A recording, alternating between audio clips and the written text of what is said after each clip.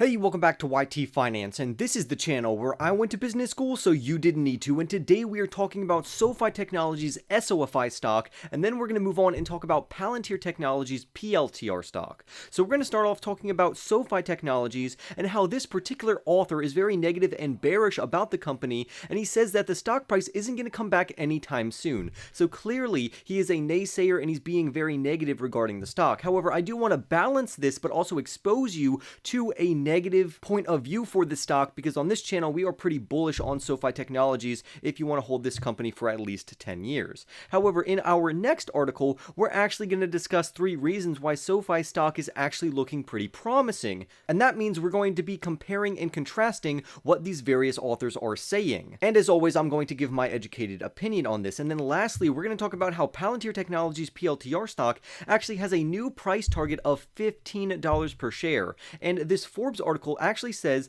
that if you have an average price of around $9, that you're actually looking pretty good right now. So we're going to discuss and look over what they are saying about Palantir Technologies. For more videos like this one, remember to go and smash that like button right now, comment your thoughts down below, subscribe if you are new, and without further ado, let's jump right into today's stories. So if you didn't know, Sofi Technologies is a fintech company, and this company offers an all-in-one inclusive app which gives their customers basically anything they could possibly need in terms of financial services and or financial products. The current SOFI stock, which is Sofi Technologies ticker symbol, is worth around $5.50. However, their low-end 12-month analyst price target for the company is $7 per share, and the high-end bullish price target for the next 12 months is $22 per share. So clearly, according to analysts' predictions, they are actually pretty positive on this overall company, and they actually say that the company is currently undervalued right now. However, let's dive in to see what this author actually says about the company and why he is so bearish and negative.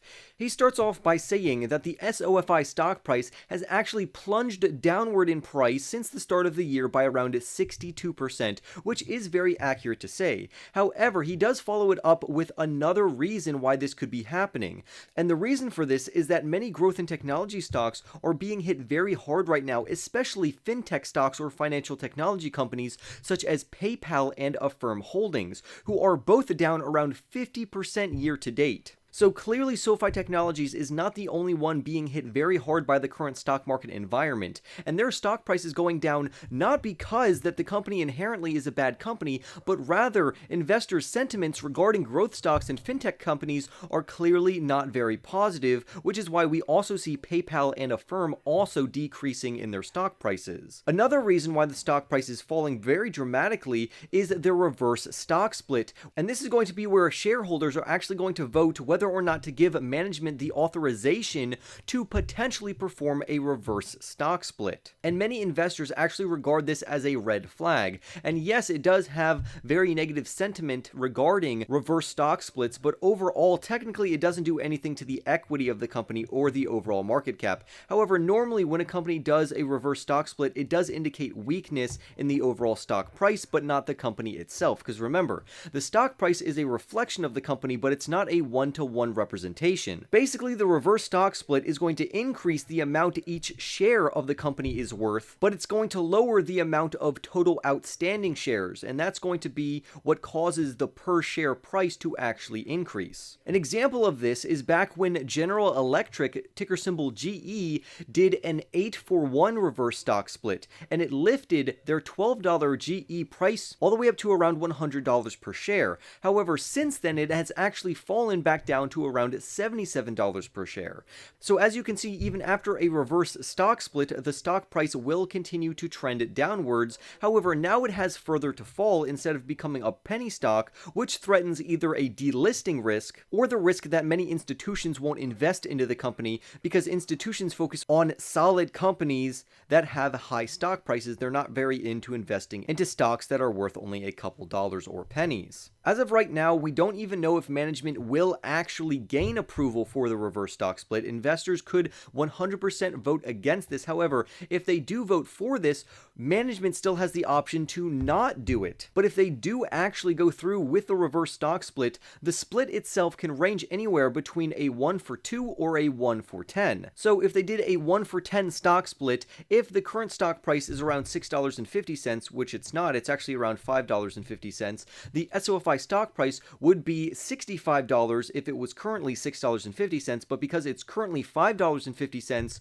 the new SoFi stock price is going to be around $55 per share. And this could either invigorate institutions to actually buy more into the stock because they are not at a risk for delisting because the stock price is so low, and it could give them some confidence. However, I personally don't buy that particular reason. I think that even if they do the reverse stock split, the stock will continuously fall back down, at least for a short time or until macroeconomic factors change. Now, saying this, like I said earlier, the stock is not a direct reflection of the company's performance, because if we look at the company's fundamentals, particularly in one of the recent earnings reports, SoFi reported a loss of around 14 cents per share, which was actually better than what Wall Street actually forecasted for the company at a 15-cent share loss. So this is actually SoFi continuously beating Wall Street's expectations and projections for the overall EPS. Likewise, their revenue also exceeded expectations from Wall Street and various analysts by bringing in around $322 million versus only $286 million. So this was a huge revenue beat, but we really didn't see an increase in the stock price, even though clearly it should have happened. So investors aren't paying attention to the fundamentals and the financials of the company, rather they are just trying to adapt to the current negative market sentiment, which is why the SoFi stock price is falling. And while investors as well as their management contemplate whether or not they are going to implement a reverse stock split, this has added more negative sentiment to this overall company. Now, as I always say, I personally do not invest more than 5% of a portfolio weight or allocation to one single company, because to me anything above that is bad risk management. There are a plethora of other companies on the stock market right now that are absolutely phenomenal. So we don't want to overexpose ourselves to just one company. We're going to use this time to diversify into a plethora of good companies, and this is going to protect us from unnecessary risk of losses. But now that we have the bearish negative article out of the way, let's see what this particular author says about the company and why he says that there are plenty of reasons for investors to be excited about SoFi stock,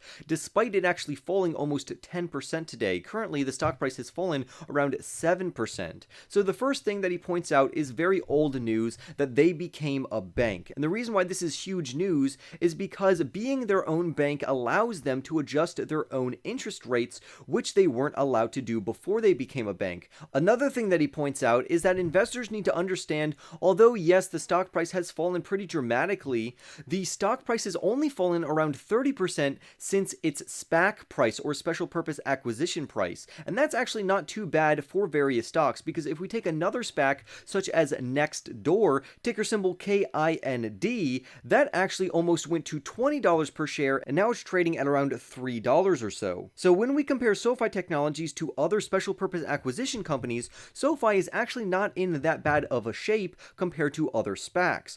Also, the current stock market environment has been hammering SPAC companies extremely hard, which would include Sofi Technologies. So SoFi is getting hit from three different directions. One, there's negative market sentiment. Two, the financial technology companies are being hit extremely hard in particular, and clearly SoFi is a fintech company. And number three, SPAC companies are also being hit extremely hard, as well as many other growth companies. So SoFi literally can't win for losing during this current market environment. Now, the good news is that they are on the cusp of being profitable, according to this financial reporter, which is very good news because many other SPACs are a long way away from becoming profitable. And I really like how Sofi Technologies has a clear path toward profitability, which is exactly what this particular financial reporter echoes. And that's the thing that I am most excited for. If you didn't know, and if you haven't watched the videos that I've done on the analysis of when we think and when we have projected when Sofi Technologies is supposed to become profitable, it's going to be in the year of 2024. So literally in around 2 years, the company is literally going to be a profitable growth company, which is absolutely phenomenal. And I plan to hold this company for at least 5 to 10 years, so clearly that is going to be implemented in my time horizon.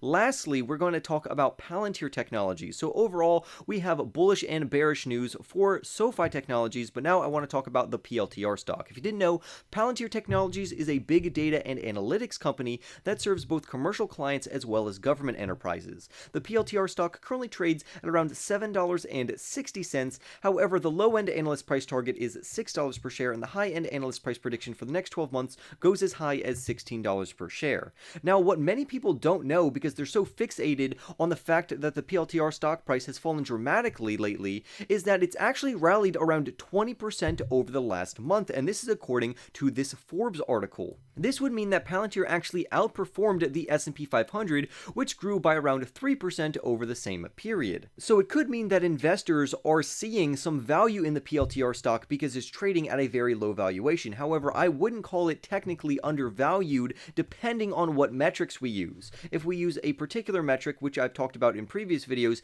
yes, it can be considered undervalued. However, if you're using current metrics, then no, it is not technically undervalued right now. But as the PLTR stock continues to fall downward because it's fallen by around 50% year to date, the company does become a better and safer growth play. I also want to highlight that in previous videos, we discussed how Palantir Technologies has struck up a multitude of various deals with very prestigious clients, such as they signed an agreement with the major automaker named Stellantis. They also signed another agreement with the waste recycling and software provider Rubicon Technologies, and on top of that, they also have very good connections and networking that they have done successfully with the global commodities trader Trafigura. But that's just their commercial clients, which again is growing extremely impressively. And over a year ago, I predicted that their commercial clients are going to be the thing that brings the company profitable, and that it's going to eclipse and actually bring in more revenue than their government clients. However, speaking about their government segment and their government business, they also won a few contracts with government entities such as US Space Systems Command, which is always good news to see. The more companies that Palantir lands, the more revenue they're going to be able to generate, and this is going to reflect very positively on their overall earnings. It's going to slingshot them closer to profitability, and hopefully it's going to be reflected very positively in the PLTR stock price. And although that's very good news, there are some clear risks for Palantir Technologies stock. One of the big risks is a slowdown in revenue growth. So the company is now projecting a base revenue case of around $470 million for Q2 of 2022, and this would mean that their growth rate has slowed to around 25% year over year in terms of their revenue. The reason this is bad is it means that they have dropped below a 30% compounding annual growth rate for their revenue, at least for that particular quarter, and management has projected that the company is supposed to bring in yearly revenue growth at a compounding annual rate of 30% or above from now until 2025. So it's not ideal that the current projections are currently sitting at only a 25% year-over-year growth. Another risk would be that this company is unprofitable. However, they are projected to become profitable at the end of 2025. This company also is a high multiple stock, so it's going to be hit very hard by rising interest rates along with a plethora of other growth stocks. Now, what I don't understand is that this actually shouldn't affect Palantir Technologies because they virtually have no debt. And that means these interest rate hikes aren't really going to affect them that badly compared to other growth stocks. So overall, the risk to reward trade-off for Palantir, according to this Forbes article, actually looks quite promising at their current stock price.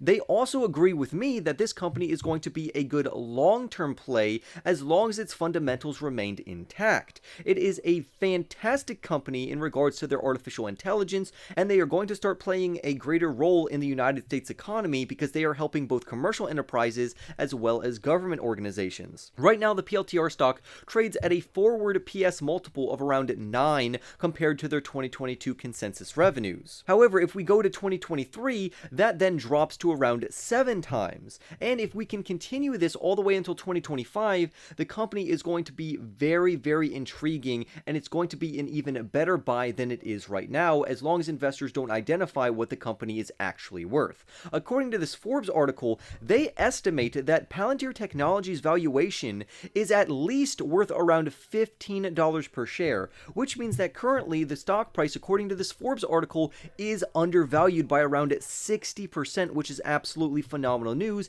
if you are holding this company and you have an average price or an average cost basis below $15 per share. And remember, this is a 12-month stock price prediction. The company could grow beyond that in the future. However, this $15 price target is very close to the $16 price target that the most bullish analyst currently holds for the next 12 months. However, if the company does drop below $6, it would be a phenomenal buying opportunity according to analysts' estimates. But I would love to hear your thoughts down below on what you think of Sofi Technologies, and I want to hear what you're thinking or what you are doing for Palantir Technologies. I want to close the video by saying again, I personally own both of these companies, but I don't allocate more than 5% of my portfolio to either of these companies because in my personal opinion, that would would be improper risk management when there are a plethora of other companies that I have bought. However, every time I tend to do videos on those other companies, they don't get a lot of views. But trust me, they are on the channel if you want to go check those out. They are mainly blue chip companies or ETFs. One of my favorite ETFs, of course, is going to be VOO because it tracks the S&P 500 index, which is always a very stable investment, especially if you dollar cost average into it as the stock market is falling, because when it rebounds, it's going to make you a lot of money in my personal opinion. But again, with that being said, I would love to hear your thoughts down below. Subscribe if you are new, and I'll see you in the next YT video.